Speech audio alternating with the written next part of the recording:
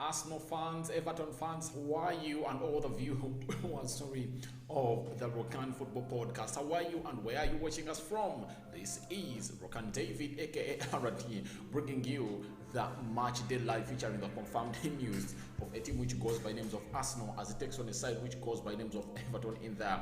The game is happening in an hour's time from now, and the lineups are already out. As you see on my extra, this side in here, you see Arsenal have some good news in there because they have players that have been away that are really back into the starting lineup in there. First and foremost, Granit Xhaka is back, and you see they've even used him onto the artwork of the lineup of a team which goes by names of Arsenal.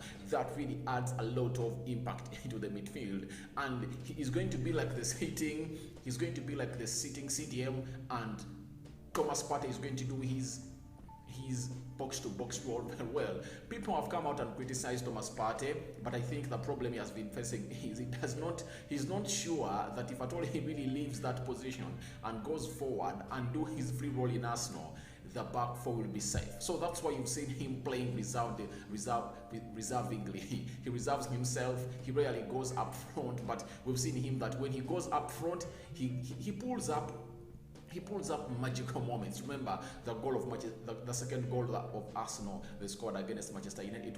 It was a ball passed to Martinelli, and Martinelli dropped it down into the 18 yards box area of Manchester United, and boom, Odegaard curled at the back of the net. That is Thomas Partey there for you. That's the beauty of the return of Granit Xhaka, because when Granit Xhaka returns, you just get to know that everything is going to get back to normal, and you're really going to get to see the party that Arsenal bought from a team which goes by the names of Atletico Madrid in there. Now, we wait and see how that happens, because if it does not happen and go like that, we will know that Partey is the problem. Now, Granit Xhaka is back. Kian Tien is back in the starting lineup. Aubameyang has been dropped, and those are the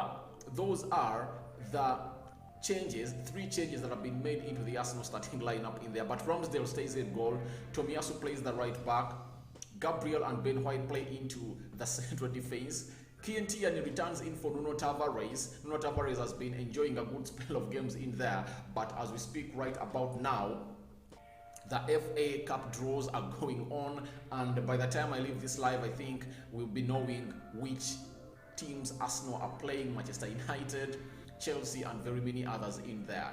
Granit Xhaka is back. He's going to play in the double midfield pivot with Thomas Partey alongside Odegaard in that midfield. Now the three forwards are Bukayo Saka playing as the right attacking midfielder, Martinelli playing as a left attacking midfielder, and Lacazette is leading the line for now. And I feel like Arteta is reading my mind. The only player that he has not brought the two players that he has not brought that I thought we were going to play a very big part into this Everton game are Sambi Lokonga, because I never knew that Granit Xhaka has returned, and Aubameyang. Yeah, because I really felt like Aubameyang is undroppable at Arsenal, but the manager has done the needful and dropped him because his form has dripped off. He has taken how many games without scoring? Because I remember he last scored in which game? I think the game of Aston Villa. That's when Aubameyang last scored for a team which goes by names of Arsenal. So what does that mean? Any serious manager has to drop him, because Lacazette is going to come up and challenge him, and Lacazette is going to come up and score goals into this one because he is a very good goal scorer, and secondly, he does the hold-up play very, very well, something that Arsenal has been lacking for years. That's why you've seen him for the previous games. The manager has been playing him behind Aubameyang in there. So Arsenal have brought in Lacazette. They're welcoming back Granit Xhaka. Remember, the previous month he was in Dubai. I think because Dubai has a lot of heat, that's why players go there to recover very well and train from there. Even Paul Ebede Pogba, who is under medication and he's expected to return after Christmas for Manchester United, he is in Dubai for the previous 1 month. He's trying really to get back to full fitness in there. So I think Granit Xhaka going to Dubai helped him to recover quick enough in there. And remember, this season started him not well because he got a red card in the game against the team which goes by the names of Man City. Suspended for 3 games. He suffered from COVID-19.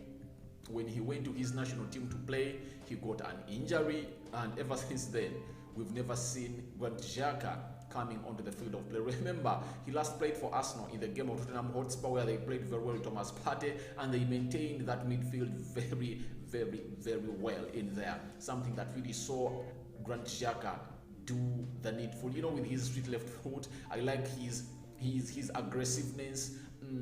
He has superlative passes from him. He's a maverick player in there, and he is strong and workaholic in there. And sometimes he has a very heavy shot on him, and it's always on target. And sometimes it finds itself at the back of it. That's Granit Xhaka returning. Now, Kian coming in for Nuno Tavares it's a change that we expected, because Nuno Tavares has been given lots of games to play for a team which goes by names of Arsenal, and I really believe that it was time for Kian to come back into his position and set up the competition. Now the competition is set. Nuno Tavares has shown us what he has. He has put his goodies out there to be sold, out there onto the market, and we now know what Nuno Tavares is all about. And we already know what Kian is all about. He comes up with a very good defensive mind going forward. He crosses in crosses, but I think going forward, Nuno Tavares is better than Kian, and Nuno Tavares is a riskful player. He takes risks. Just know that is Nuno Tavares in there for you in there. The FA Cup draw is going on. That's why you see looking side to side, because I just want to know which big team has been really seeded in there, but most of them are really small teams in there that are really into the draw. Now we leave the team of Arsenal in there and we go to a team which goes by names of Everton.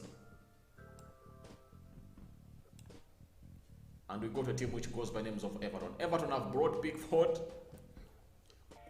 Coleman, who is the captain, Keane, Godfrey, Mina, Alan and Doucouré, Gray, Townsend, Gordon and Richarlison in there. So when you look, the back four, Coleman right back, Keane and Mina playing into the right, the central defense. I think Godfrey is really going to shift into the left back. Doucouré and Gray are really going to play the down midfield pivot. We are going to see, Doucouré and Alan are going to play the down midfield pivot. Gray, Townsend and Gordon are going to be the attacking midfielders, and Richarlison is going to lead the line for a team which goes by names of Everton. Now, this is a team that Arsenal should really take note about. Arsenal should really take care about this team, because this team really looks like they are a wounded lion. And their manager, if he does not really win this game, he's on the brink of being sacked. That is Rafael Benitez. And if at all Arsenal doesn't take care, any result can get out of this game that is shocking them. Arsenal should really be up to its standards. The good thing is that Granit Xhaka is back and Kian. Now the back four looks more steady in there, because Nuno Tavares was suspect for 2 goals in the game of Liverpool and Manchester United respectively. You get? And all of them were the second goals. He was suspect in there, but we know that game of football is full of mistakes, and a player like Nuno Tavares, who is forward-going minded, will always get that ball and go forward. By the way, I like players like Nuno Tavares. They don't play negative passes.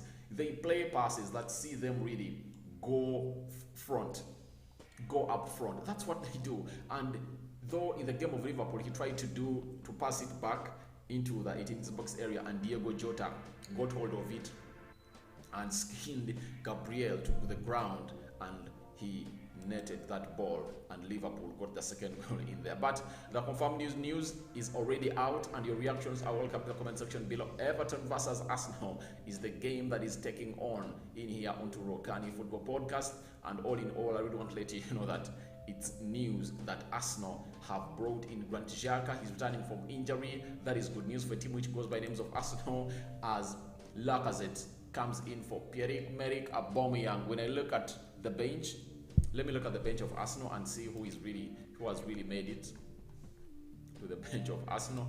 When you look at the bench of Arsenal, they are having Okonkwo, reserve goalkeeper, Holding, Cedric, Tavares Nuno, Sambi Albert Lokonga, Elneny, Pepe, Keita, and Aubameyang in there. And Emily Smith-Rowe is missing out because he is injured. He is injured and is suspect to not coming back soon in there. But that is a very big blow for Arsenal because it looks like he was their very own form player that they've been having here at Arsenal in here. So smash the like button, comment and share. I feel like you guys should go into the comment section and leave your reactions into there because I feel like you guys have what to say about this game of football. I sign out for now. See you later, mates.